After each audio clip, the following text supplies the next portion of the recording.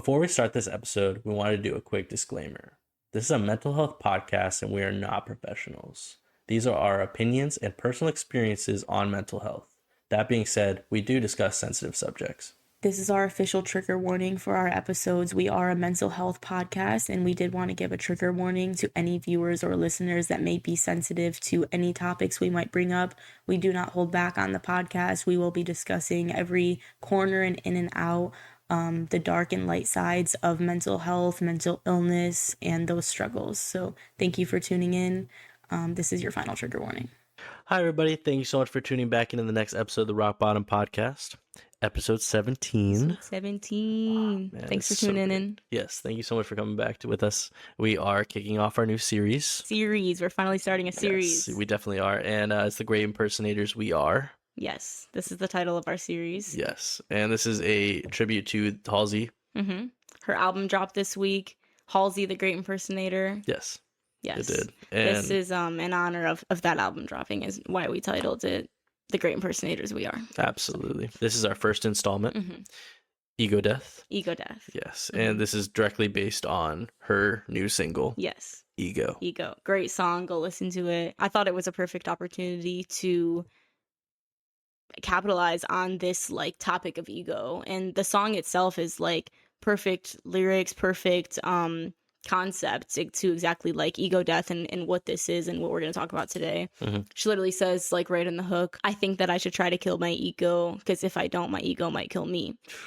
Such a good line. Yeah. That could be the slogan to our series. Yeah, honestly. So this was a great time to capture the connection between Halsey feeling like a great impersonator and how the rest of us can relate with that. We all become impersonators at one point in our life or another, trying to impress people, trying to fit in, trying to mold, trying to be the thing that people want us to be, trying to achieve the thing we want to achieve.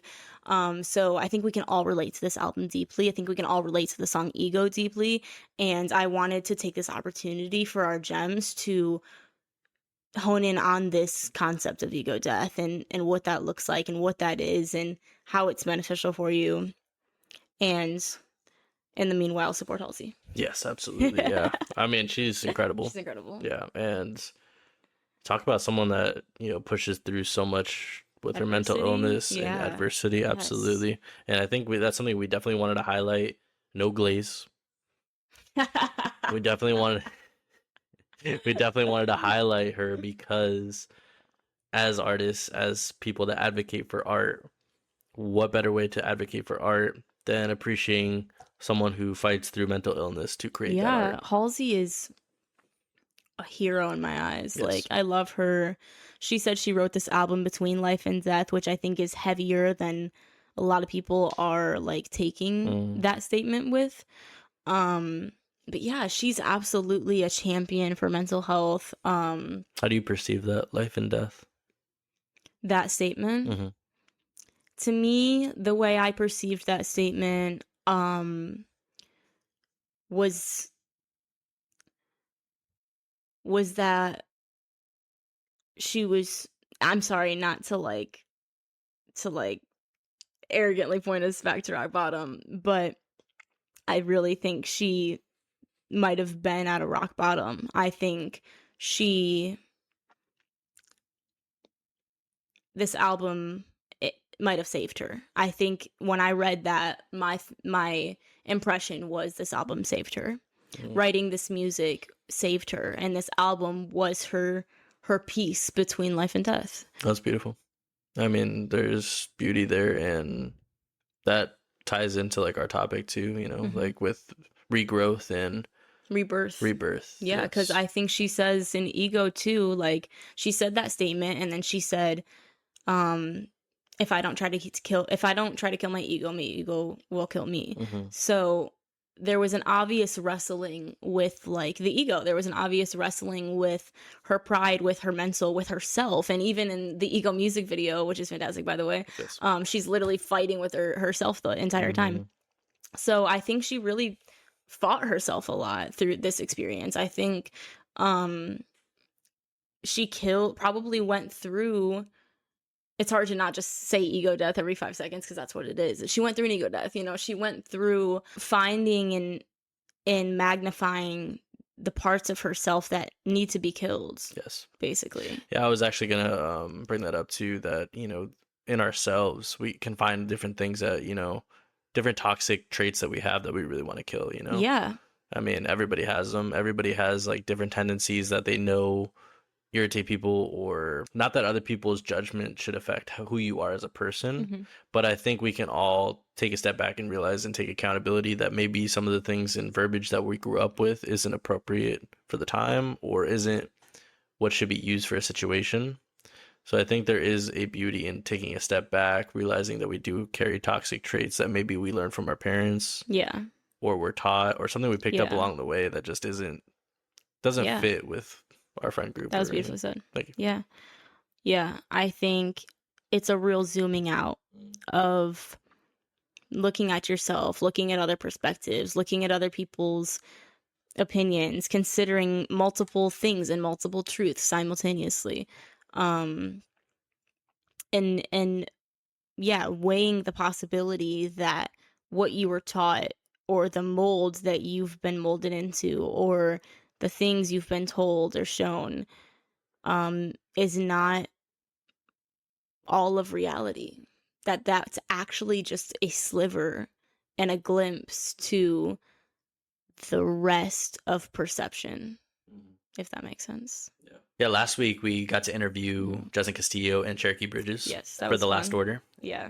And be there October 31st, 7 p.m. It's on Halloween, 7 p.m., West Orange Cinema. Get your tickets. It's $10 a ticket. There's a raffle going on. We're giving away merch. We're giving away liquor bottles. We're giving away like tickets for things and a bunch of stuff. So it's going to be really fun. I think the after party has like you get like one free drink if you buy an after party ticket. There's a bunch of stuff going on. We've linked it all. We've posted it all. So be sure to get your tickets and not miss this premiere. It's going to be awesome. And definitely catch the last episode if you want to hear about The Last Order and more from the directors. It was a great episode. It was fun. It was a really great episode. Yeah, it was. And they are incredible people. Yes, they're awesome. It's really great that we have the opportunity to, shout them out and, support local and support our friends. Yeah, so just supporting our friends and each other and sharing ideas. I think it was awesome to see like more of Cherokee's creative side and what he had to say, and he actually kind of motivated us to like get in the theater and go see Joker this week, because we meant to see it when it came out, and I think we got busy, or we have a lot of stuff going on and just in life right now like anybody else. So we kind of, on the last episode, I was like, oh, it's out, like I didn't even like realize. So we went and saw it and it was great. Well, there's a lot of different takes on it, but that would take forever to talk about. I think there was a lot of stellar like scenes and perfect like examples and like just things for mental health. I think they did a lot of good job in a lot of ways, but a lot of fans were just like disappointed with some things. I think we see that a lot with sequels. Oh, sorry. I think we see that a lot with sequels where they kind of just lose the momentum and the touch that they had the fans grasping at in the first, I will say movie. It wasn't nearly as good as the first one. No. Yeah. No, yeah. But I still enjoyed it. I still thought it was a great movie. I think they could have dived deeper into the madness, deeper into the overall plot and the direction of the movie. I think, as movies, independent movies, we just talked about this, as independent movies like kind of blow up, they lose sight of what really matters to the fans. I feel like they focused way too much on the artsy aesthetic of Joker, and it almost became like campy instead of like this relatable, realistic, real poetic like story. That's how the first Joker felt. It felt very real, but also poetic and also artsy, because it was real though, you know what I mean? And I think they lost that touch of realism in the second movie, and they focused way too much on the art, that to the point where it almost got like campy and crafty. Yeah. Yeah. Absolutely. Cheers. First Pride event. Tell me a little bit about your first Pride event. My first Pride. That was fun. I got my first gay flag. Okay. I got my friendship bracelets, pictures. Yeah, it was really fun. I'm really happy to have gone. You went with me. That was awesome. Thank you. The parade was awesome. It was great. Yeah, it was my first one, which is like, you know, a long time coming. Like, I feel like I waited too long to attend my first Pride, but it was very fun. I'm glad I got to go. I'm very proud that you went and you supported and you could be your most authentic self. Yeah. I think that's the most key thing in that situation. It was very like different. I think I told you when we left, like very different from what I expected it to be, because being raised in the church, you know, if I thought going into that Pride event, like I literally like pictured it.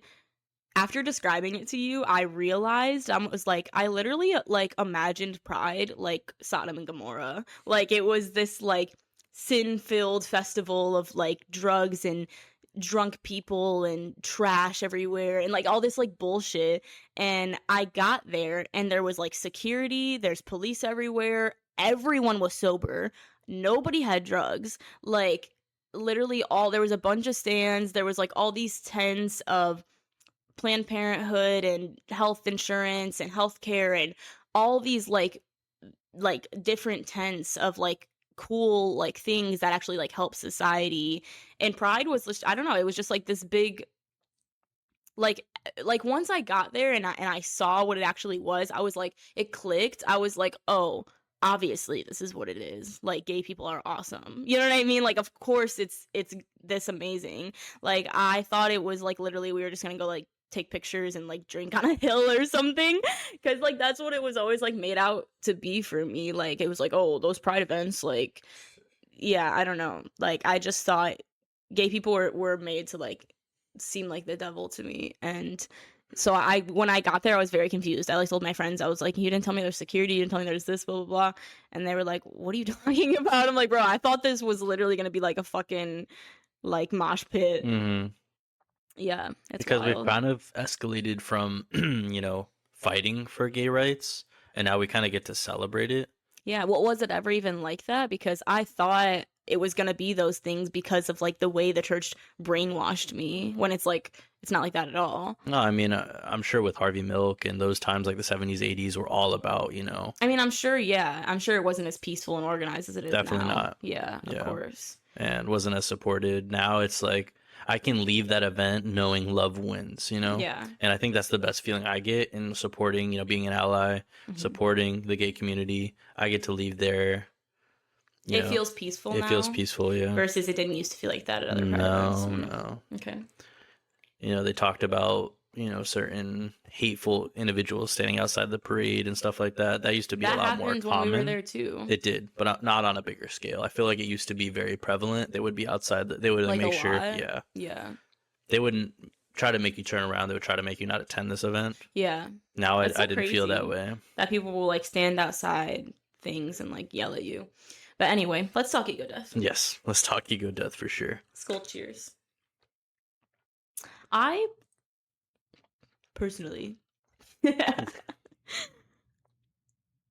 find myself relating ego death to psychedelics. Because that's been my experience with ego death personally. Yeah. I also believe and see and understand that there are many ways to experience ego death, and you don't have to be on psychedelics to do it.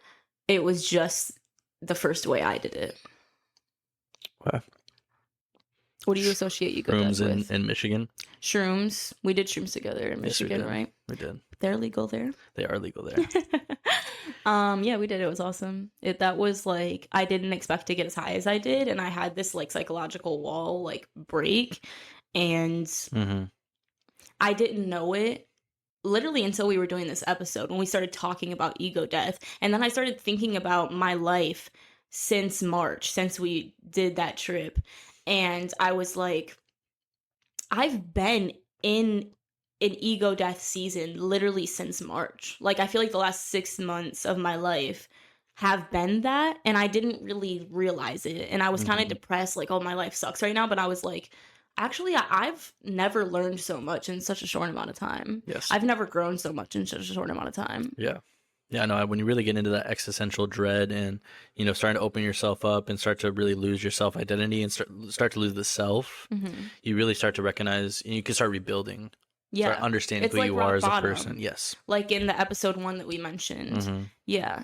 Do you want to get into that? Absolutely. You know, so we talk about being on rock bottom, right? Mm-hmm. And growing up with my mom, she kind of battled a little bit of, you know, alcoholism. Mm-hmm. And I had a really toxic view of alcohol. Mm-hmm. And so when I would drink, I feel like it would bring out the worst in me. What do you mean by you had a toxic view of alcohol? I mean that I watched alcoholism turn my mom into the worst version of herself Mm-hmm. and someone that I knew she didn't like to be. Mm-hmm. And so I knew that she did those things because her father was an alcoholic. Mm-hmm. And she thought that dealing with her problems, she thought she could find dealing with her problems in a bottle. Mm-hmm. And she found out, you know, when I think on her 30th or past her 30th birthday, that wasn't the answer. Mm-hmm. She found her own growth. But in my personal story, I felt like, you know, I would drink alcohol and it would bring out the worst in me from like just deep down, just from seeing how alcohol affected her. I thought I thought it turned me into the worst person myself. So basically what I'm getting with this is when I hit my rock bottom, it felt like a hurricane. Mm-hmm. And I felt like I was battling this huge storm and I was using alcohol to amplify or to numb that Mm-hmm. part of myself. Mm-hmm. And so when I was hitting my ego death or my rebirth, I felt like when I got to the eye of the hurricane, I got this sense of stillness, the sense of, you know, I got a little numb, but once I pushed through that, but like clarity. But yeah, clarity for sure. And explain that. So you're saying to you, it can, like, the storm of life can feel like a hurricane, Yes. and you find yourself in the eye of the storm. Yes, and you know, you feeling numb, yeah, or clear-headed. That's a great question, honestly. So like you just battled the first part of the storm, right? The first part of the storm is whatever circumstance puts you in that situation to begin with. Now you're in the eye of the storm, and everything's kind of still. You kind of don't understand what you're thinking, but you know that everything is still there, and you know that everything still happened. You're still in the position you were from the initial part of the storm. And I think in that moment you really get clarity. I think you're at rock bottom. You're at the most vulnerable part of yourself. And because you're stripped. Yes. And now that you're in the eye, you know the second part of the storm is coming. Yeah. And like, you know you're not out of it. No. Yeah. And I think when you start, like, now that you hit the initial part of the storm and now you're heading back into the second part, now you're like, okay, what can I do differently? You use, like, almost like you go through the second part stronger, or more clear-headed. I would say you go through it clear-headed. Because you had that, like, eye to, like you said, I almost feel like that numbness you're talking about is the eye. It's like that numbness is what creates the eye and allows you to cope for a second, to zoom out and grasp that clarity that you get in the eye of the storm.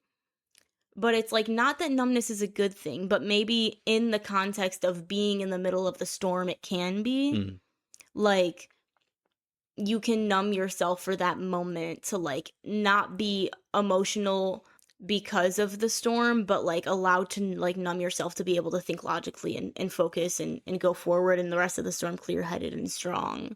Beautiful. So, like, we kind of discussed earlier, like, how the numbness can help you get through. But it's not a place to stay. No. But I just wanted to get back to, like, you mentioned numbness, and I was trying to make sense of what that numbness is. Yeah, it's just like a coping mechanism. It's like a self-defense thing.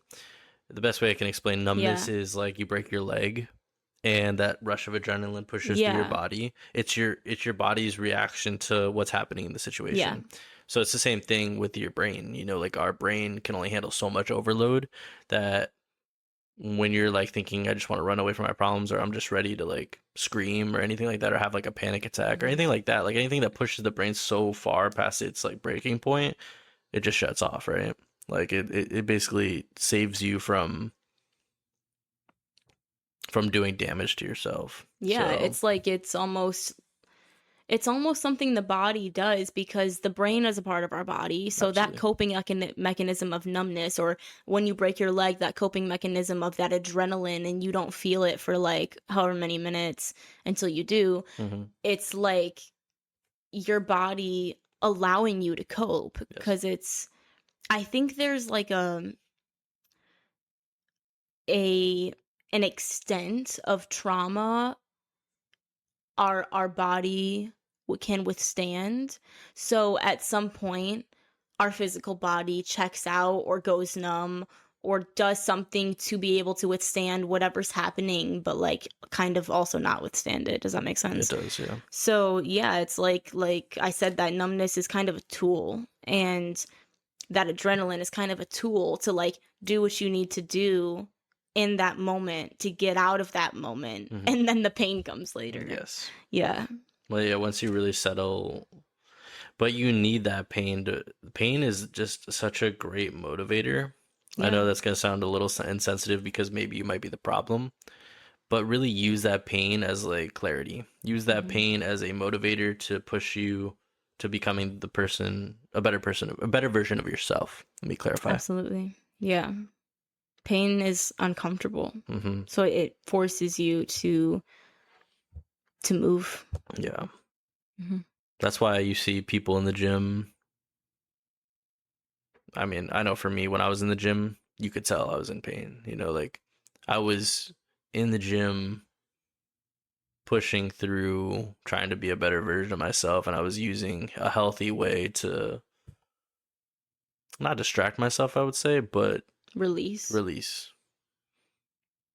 A place where I can go where things just make sense. Where I know lifting the weight is kind of more painful than what I'm going through. Okay. Yeah. So it's kind of a way to like channel your pain somewhere else. Yeah. Into a healthy channeling. Yeah, like it's gonna sound cheesy, but as a kid, my mom always taught me that we have this white light and we can, push it through our body. And if you just picture it in our third eye, I know some people might not grasp that concept. Your truth, baby. Oh, true. Okay, sorry. But anyway, you channel it through your third eye and you kind of like just envision this white light going down and healing the body or healing any part of you. What I would do is I would channel that white light in my brain, right? Because the brain is where all my pain is at the moment. Okay. So I would channel the white light. It's in my brain. It's leaving my brain. It's getting into like my exercise. It's getting into the weight. It's getting into my muscles that are ripping and You're shredding. channeling. I'm channeling. Yeah. I love that. That's beautiful. I actually learned this concept. I often think back to this career center class that I had with this teacher called Halsey. Okay. We loved him. I think he's in China now teaching at some university, and his like son has like a full ride because he teaches there or something. I don't know if he's still doing it. That was the last thing I heard about him. I hope he's doing great things, Halsey. I still love you. I hope you're watching my podcast. He taught me a lot of like key things that I think about almost like routinely, because he taught me, sorry, what was that thing you just said? White light. Channeling. He talked about that in our sales and marketing business class. He taught me things that I will never forget about that are applicable to business and to regular life. They're just good lifestyle. It's just good advice. Good advice. Like, he talked about channeling and how you have to channel negative things into positive things. And this was my junior year was. This was my first time hearing this concept. Like, taking bad things and channeling it into something healthy and progressive and productive, like exactly like what you were just talking about. I don't really need to give another example because that's a perfect example. The way you channeled the pain that was in your brain and imagined that it moved out of your brain and went to your muscles, where you're now inserting the pain through working out. That is channeling. And in a healthy release, though. Yes. It's not a distraction, like you said. It's a release. It's movement. Like we said in episode, what episode is it? The movement episode. Oh, 3? All the way back. how important movement is. Yes. And oh my God, it's so important. It's real. It sounds so cheesy, but it's real. Even when you started that story, you're like, this is gonna sound cheesy. But no, it's so real. I just said to you, like, right before the pod, how the older I get, the more I realize everything I thought was cheesy is just good practice. Yeah. That's crazy.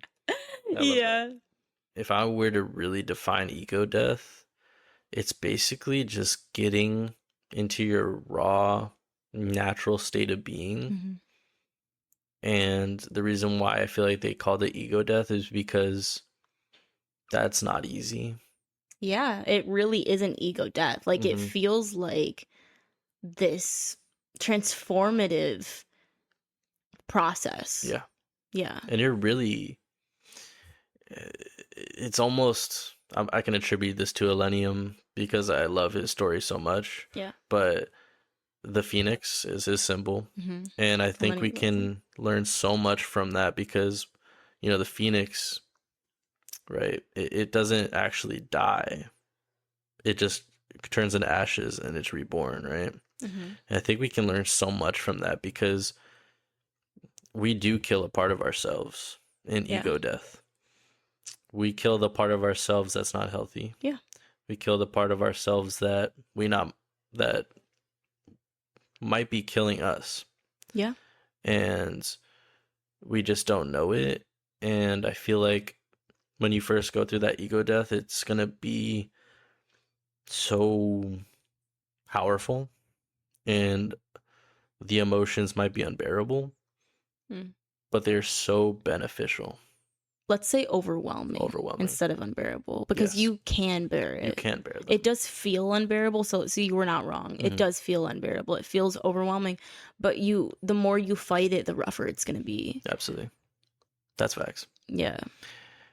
But that's the problem. That's why ego is as powerful as it is because it's going to fight for you and it's going to make it harder. Yeah. It's hard to like hush that pride. Yeah. And that existential death, you know, you feel like you're searching for every answer, but none of them are getting answered. And I think that's another hard part about ego death is, you know, you lose sense of self. We didn't even talk about this side of it at all. We didn't.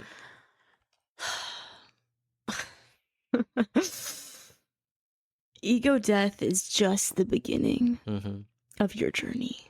Yeah. Let's start with that. Or not start with that. We finally got to it because we spent so long on just getting to the death, like just getting to that ego death, being willing to start that ego death. We've spent the entire episode only talking about that. Lord knows why we're doing a series because like we just never have enough time to cover everything, right? Yeah. But it feels depending on how you do it, the way I did it, it felt abrupt and overwhelming and fast, and like all of a sudden I had to break my psychological walls down and understand other perspectives and like open my mind, and it was a lot in the moment. It was very powerful. It was forceful. It like forceful in like an amazing way though, like forceful like the ocean, you know. Yes. Beautiful. Wow. Like sorry, like your wow threw me off. Sorry. No, like it made me like I don't know, get nervous, but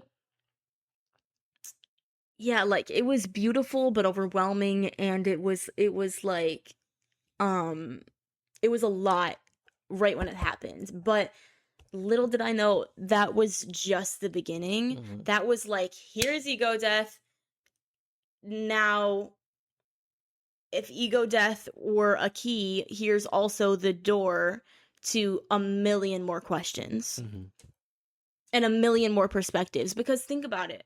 Now you've gotten past the unwillingness, the closed-mindedness. You've gotten past that level and you've stepped into the willingness of perspective, the willingness of multiple truths simultaneously existing and several perspectives existing at once, and everyone around you being worthy of love and respect regardless of their perspective and what they think and how they live.